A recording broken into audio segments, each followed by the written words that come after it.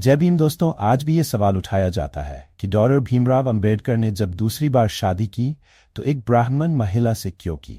जब उनकी दूसरी शादी उनका इलाज कर रही डॉक्टर सविता से हुई तो खुद उनके लोग ही नहीं बल्कि परिवारजन ही इससे खासे नाराज हो गए। उनकी नाराजगी हमेशा बनी रही। इसी वजह से जब डॉक्टर अंबेडकर का निधन हुआ तब उनकी दूसरी पत्नी पर कई तरह के आरोप परिवार की ओर से लगाए गए। आमतौर पर लोगों को उम्मीद नहीं थी कि डॉक्टर अंबेडकर इस उम्र में आकर ऐसा कुछ करेंगे। जब उनकी पहली पत्नी का देहावसान हुआ तो उसके बाद उन्होंने तय ही कर लिया था कि अब उनका जीवन विधुर के तौर पर ही बीतेगा। इस बात को 5 साल निकल भी चुके थे।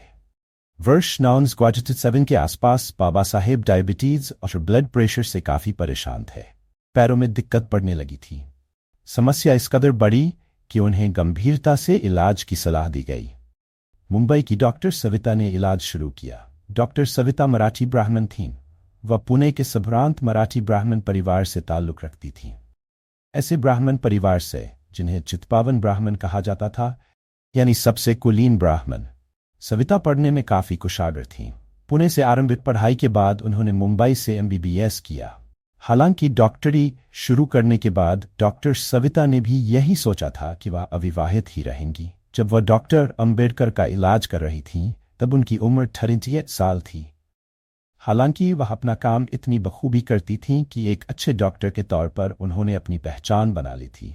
इलाज के दौरान वह अंबेडकर के नज़दीक आ गई। हालांकि दोनों की उम्र में 28 साल का अंतर था। जब शादी हुई तो न केवल ब्राह्मण बल्कि दलितों का बड़ा वर्ग खासा कुपित था। अंबेडकर के बेटे और नज़दीकी रिश्तेदारों को भी ये शादी रास नहीं आई। खटास ता जिंदगी बनी रही। बाबा साहेब की पहली शादी 1906 में हुई थी। बाबा साहेब तब 65 साल के थे और उनकी पहली शादी रमाबाई से हुई थी। शादी के बाद अंबेडकर की पढ़ाई जारी रही। बैरिस्टरी की पढ़ाई करने के लिए वह इंग्लैंड गए। लौटकर दलितों के उत्थान में जोर शोर से जुट गए। पहली पत्नी से 5 बच्चे हुए। केवल बड़े बेटे यशवंतराव ही लंबे समय जीवित रहे। बच्चे ज्यादा पढ़ भी नहीं सके थे। यशवंतराव भी केवल मैट्रिक तक ही शिक्षा पा सके थे। हालांकि बाद में यशवंत ने रिपब्लिकन पार्टी ऑफ इंडिया बनाई, विधायक भी बने। बाबा साहेब काफी व्यस्त रहते थे। पारिवारिक जिम्मेदारियों की ओर ज्यादा ध्यान नहीं दे पाते थे। लंबी बीमारी के बाद रमाबाई का 19 में निधन हो गया।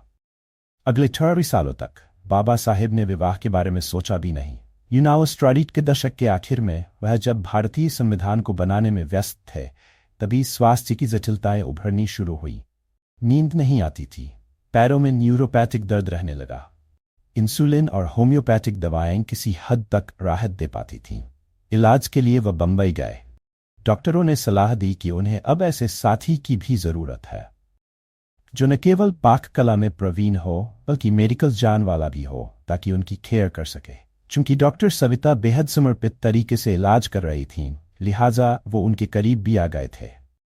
नजदीकियां कुछ इस तरह बढ़ीं कि उन्होंने सविता के सामने विवाह का प्रस्ताव रखा। वो जब मान गई तो मेलरिड स्वजिनायत स्कूल दिल्ली स्थित अंबेडकर के आवास पर दोनों की शादी हुई। डॉक्टर भीमराव अंबेडकर और उनकी दूसरी पत्नी सविता, जो पेशे से जानी मानी डॉक्टर थीं,